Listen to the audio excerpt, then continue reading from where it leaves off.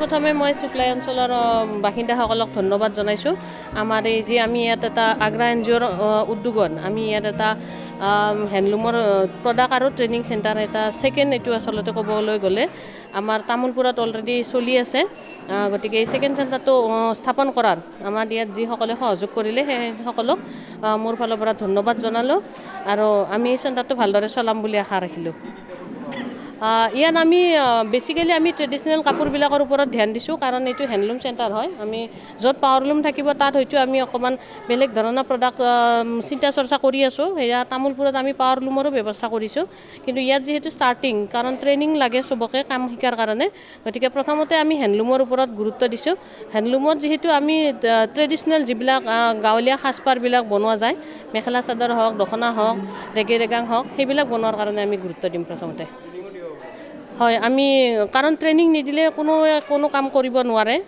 যিখিনিয়ে জানে বাৰু সেইখিনি বেলেগ কথা, কিন্তু বহুত মহিলা আছে যোনে এতিয়াও জাকাৰ মেচিন চলাব নাজানে, আৰু অকল তাঁতশালত যদি আমি বহি থাকোঁ আমাৰ যি বাণিজ্যিক যি কণ্ডিশ্যন তাত আমি ফেৰ মাৰিব নোৱাৰিম। গতিকে আমাক অকণমান হ'লেও আধুনিক ব্যৱস্থাৰ প্ৰয়োজন, আৰু সেইবিলাক আমাৰ গাঁৱৰ বহুতে শাল বব জানিলেও সেই ব্যৱস্থাবিলাক নাজানে। গতিকে আমি সেইবিলাক আগে শিকাই বুজাই লৈ তেওঁলোকৰ দ্বাৰা কাম কৰিম বুলি আশা ৰাখিছোঁ। হয়, আমি আগ্ৰা এনজিঅ'ৰ পৰা যিখিনি পাৰোঁ আমি চেষ্টা কৰি আছোঁ, আৰু আমি জানো যে বিটিআৰ গভমেণ্টেও এই ক্ষেত্ৰত বহুত হেল্প কৰি আছে, কিন্তু আমি এতিয়ালৈকে তেওঁলোকৰ লগত কলাবৰেট কৰি কাম কৰিব সুযোগ পোৱা নাই। কিন্তু আমি এনজিঅ'ৰ ফালৰ পৰা যিখিনি আমাৰ সম্বল, আমি যিখিনি জেগাত চেণ্টাৰ কৰাবৰ কাৰণে চেষ্টা কৰিম আমি। दाख्लै आं गांसे लेटार मोन्दोंमोन। बे लेटाराव लिरनाय दंमोन जे मान्दार हेन्दलुम ट्रेनिं सेन्टार खुलिगोन होननानै। आङो लाइजामखौ मोननाय लोगो लोगो जोबोद गोजोननाय मोन्दों।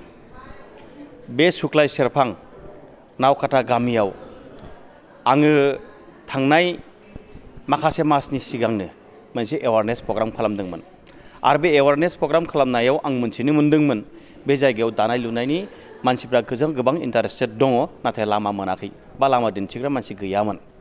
दिनै हसा हसिगै आं हलाक लानांगोन जा बे समस्तिनि मानगोनां इएम रनेन नार्जारी बिथांनि इनिसिएटिभ आरो मानगोनां जा बिटिआरनि चिफ प्रमद बर' बिथांनि अनजालि बिसि पारुल भराली मेडामनि नाजानायाव आरोबाव जा हेमन्त राभा जोंनि MCLA बिथांमोननि नाजानायाव दिनैहाय बेयाव हसा हसिगै मोगथाङाव महर मोन्दों। आरो बे मोगथाङाव महर मोननायजों लोगोसे बे ओनसोलनि रायजो राजाफ्रा, बे ओनसोलनि आइजोफ्रा जायफोर इन्टारेस्टेड जि दानो ओंखारबोदों बिसोरो गोबां ट्रेनिं लानो हासिगोन, आरो बे ट्रेनिंनि जुनैनो गोबां गामियावबो जि दानायनि बेबस्थाखौ खालामनो हासिगोन। बेखिनिखौ आङो बुंबाय। हेन्दलुम टेक्सटाइलाव जे बर'आव गोबां आइजोफोरा जे गामि ओनसोलाव गोग्लैनानै थायो, बे बिथिङाव हेन्दलुम टेक्सटाइलाव आरो बेनि अनगायैबो मा मा थांखि लाबावो? जोंनियाव जोङो गोबां आसनि लानांगोन दा, जेरैहाय बड'लेण्ड हेन्दलुम मिशन। बे बड'लेण्ड हेन्दलुम मिशननि दारैहाय गोबां जोंनि बिटिआर ओनसोलनि गामि गामि गोग्लैसोनानै थानाय गामिफोरखौ बोखांनायनि आरो हेन्दलुमनि माने जिथु मडेल भिलेज, हेन्दलुम मडेल भिलेज जों माखासे जायगायाव फोसावदों। दा बेफ्रावबो जोङो गोबां खामानि मावगोन, आरो बड'लेण्ड हेन्दलुम मिशननि दारैहाय जोङो CFC आरो क्लास्टार इउनिट जों गोबां जायगायाव खुलिबोगासिनो दं। आरो बेबारावबो जोङो 21-22नि फाइनान्सियेल इयाराव जोङो 25टा जोङो हेन्दलुम क्लास्टार खुलिबाय, आरो 6टा CFC खुलिनानै होबाय। आरोबाव जोंहा 22-23नि जिथु फाइनान्सियेल इयार बेयावबो गोबां जोंनियाव बड'लेण्ड हेन्दलुम मिशननि माखासे आसनि लानाय दं, बेखौ जोङो मोगथाङाव महर होगोन। माखासे समाव जों नुनो मोनबावो हेन्दलुम टेक्सटाइलखौ खुलिनानैल' दोनो, नाथाय उन समाव बेखौ बाहायनायखौ नुनो मोना। बे बिथिङाव बिटिआरआ माबोरै नोजोर होगोन बे समाव? बिसोरनियाव जायफोर हेन्दलुम सेन्टार एबा हेन्दलुम ट्रेनिं सेन्टार खुलिदों बिसोरनो एसेबाबो फाइनान्सियेलि हेल्प नांगौ, नायबा बिसोरनो माबा मोनसे साजेसन नांगौ। बै साजेसनखौ BTC सरकारनिफ्राय सिगांनि दिनफोराव बे साजेसनखौ होबोआखै आरो बे मददखौ होबोआखै। दिनैहायनि बिटिआरनि सरकारा बा जोंनि सरकारा जों बिसोरनो फुल्लि समर्थन होगोन आरो बिसोरखौ आवगायलांनायाव जों हेफाजाब होगोन। बिटिआरनि गाहाय बारग' गाहाय मुख्यमन्त्रि सोद्रोमा बिथाङा बुंदों दि मित्रजोत सरकारनिफ्राय सा 12 जन MCLA बिथांमोना हाग्रामा बिथांजों जयेन जानायनि बाथ्रा आरो 6 दाननि गेजेराव सरकार दाफिननायनि बाथ्रा बुंदों मा बुङो सार? हाग्रामा बुङि हाग्रामा हायि जेबो बाथ्रा गैया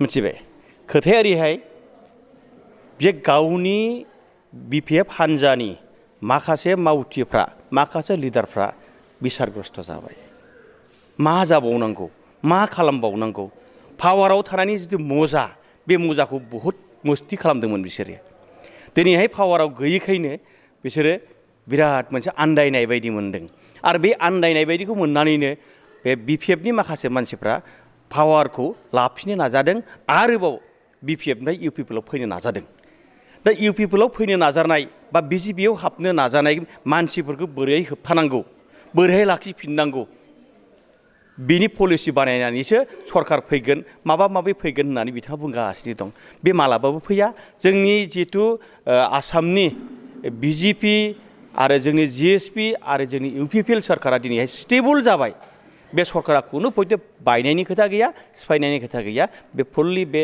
5 बोसोरा बेबायदिनो थांखासिगोन